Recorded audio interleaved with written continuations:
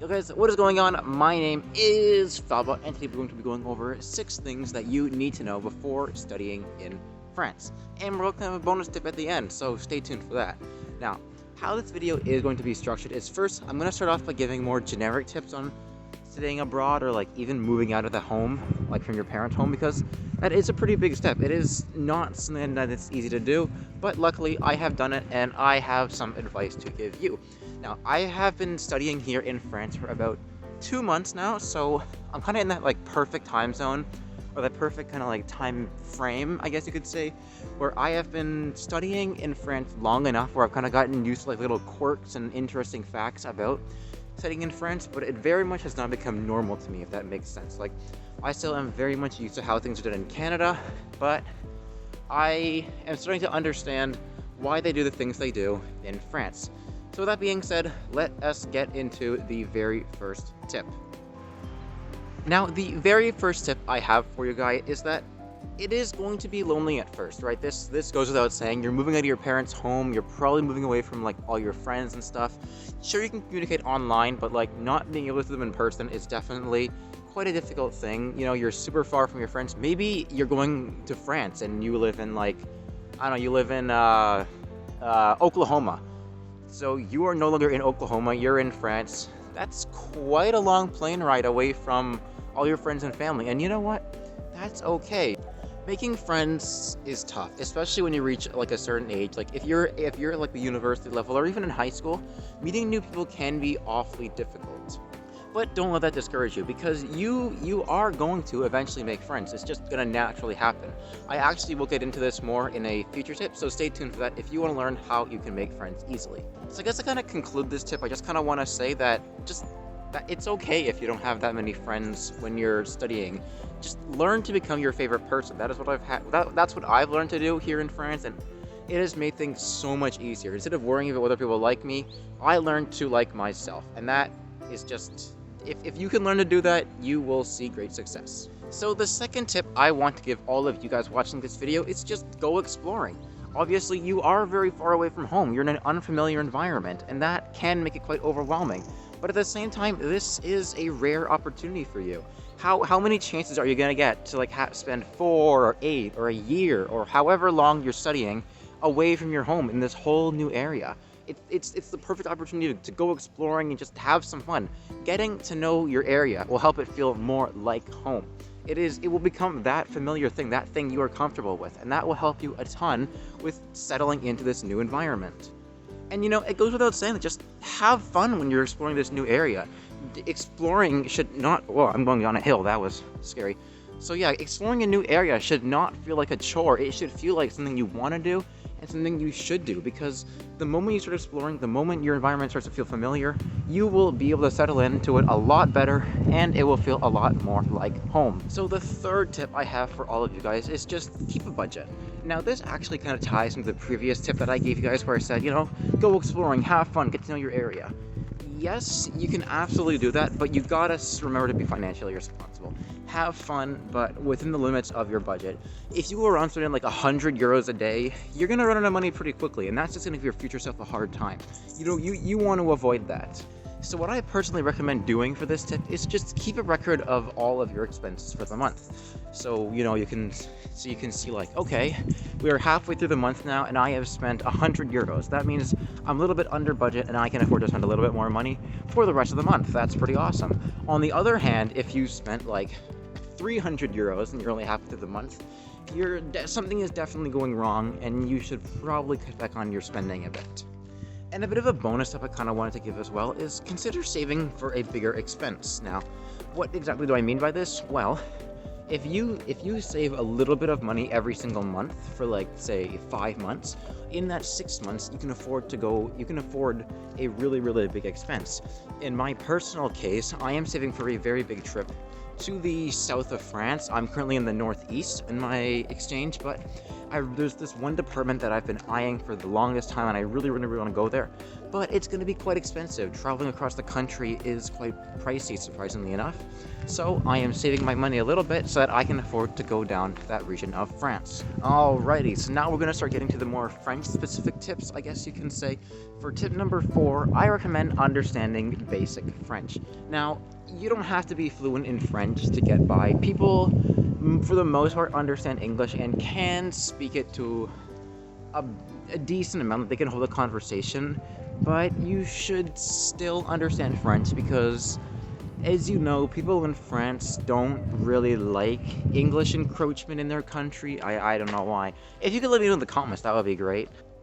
But again, you don't have to be like 100% fluent in French to get by. If you just speak like some basic French and people can visibly see that you are making an effort to speak French, that will be enough. If you learn how to say hello, good morning, thank you, some basic phrases like that, people will appreciate it and they will be a lot more willing to speak English because you made an effort to speak French. And another thing that I want to mention is that people are very patient with you if you do try and speak French. Like, if you just like make an effort and you think of the word, they will sit there, they'll smile, they'll say, oh, this guy, this English speaker is really trying hard to speak French. That's incredible. I'm gonna help them out. Maybe I'll give them some advice. Maybe I'll be patient and let them think about it. Really, what I'm trying to say here is that just try and speak basic French. And oh no, it's starting to rain. Well, that's annoying. So as we kind of hide under these bushes for a bit while the drizzles away, I figured why not go over tip number 5, because I got nothing else to do while I wait here. So tip number 5 is going to be very, very specific to the French culture. Of course, we are getting quite deep into the list now. So tip number 5 is going to be prepared to work in groups. And I don't mean small groups for that, but I don't mean like, oh, partner up for this one specific project or work in a group of 3. No, these are large groups of like 6 or 7 people. Now, to put into perspective exactly how prepared you have to be, 75% of my classes here in France have group work, and these are groups of 6 to 7 people, and I personally really hate working in groups. I find I'm much more efficient when I'm alone, but it is something I've had to adapt to, and it is something I've had to get used to, and if you are coming to France, it is something you'll have to get used to as well. And these large groups aren't just like one big project at the end of the semester either. You are consistently working with the same people throughout the year. So maybe you have to write a paper as a group, maybe you have to make a PowerPoint presentation, or you have to edit a video. Really, you just have to get used to the people you're working with. You have to learn to like them. If not, your time studying in France will be quite challenging. But is being forced to work in groups necessarily a bad thing? If you remember tip number 1, I said meeting people is quite difficult, but I also hinted at the fact that there are opportunities for you to meet new people. Well, this is that very opportunity, because you are forced to work with these people. So if you can learn to like them, and if you can get them to learn to like you, that is an easy opportunity for you to make friends. The fact that you're forced to work with them consistently means you will become acquainted with them, whether you like it or not. Okay, it looks like the rain has stopped for the time being, so I'm gonna walk quickly as I get back to my place. But while I walk quickly and get back to my place, why don't we go over tip number 6, and that is French people procrastinate a lot. There is a very strong I will do it tomorrow attitude in the French work ethic. So how can you work around this? Well, unfortunately, there isn't really a good solution to this. You can pressure your group and members and stuff to say, hey, we got to get this done early, if not something bad will happen, but they're probably not gonna care. I hate to disappoint you. And this also kind of ties into like the working with large groups kind of tip I had before, because my group members, like they all like to procrastinate, and I'm personally someone who likes to get work kind of ahead of time. So this has been quite a challenge for me, but at the same time, I am kind of learning to work with it. I'm learning to adapt.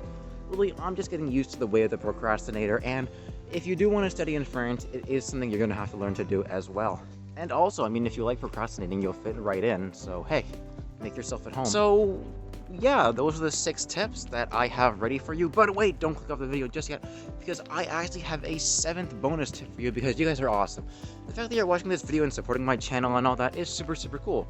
Like and subscribe, by the way. But the 7th bonus tip that I have for you guys is that you are here to study. Now, I know that's not a particularly exciting tip, but like it is just a fact of life, and the rate is really picking up. Anyway, I'm gonna quickly walk towards my place as I describe this 7th tip. So exploring and hanging out with your newly made friends is something that's really, really awesome, but don't let that get in the way of your studies, right? If you have bad grades, you may have had fun for the first few months of study, but your future self is gonna like you're gonna hate yourself for not studying and not putting in the effort of memorizing the material and like doing your assignments and stuff.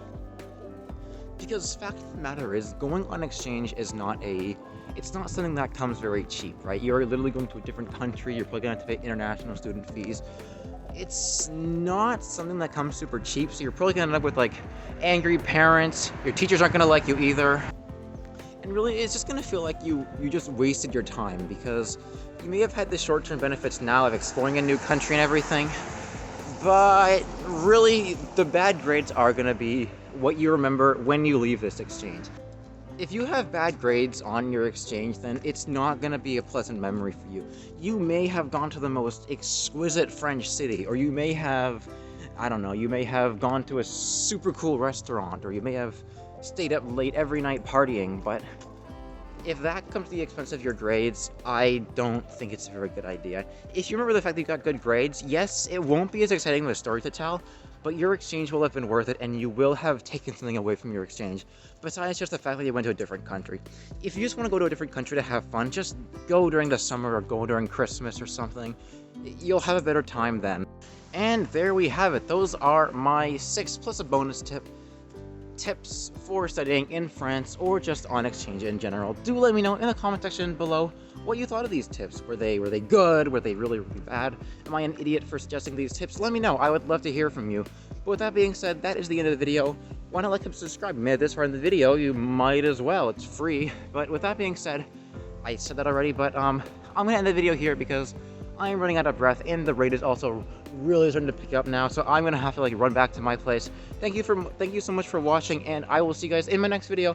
Bye bye. And we've reached the end of the video, which means you can do one of two things. I don't have my glasses on. You can lick the video and submarine. You heard it here first.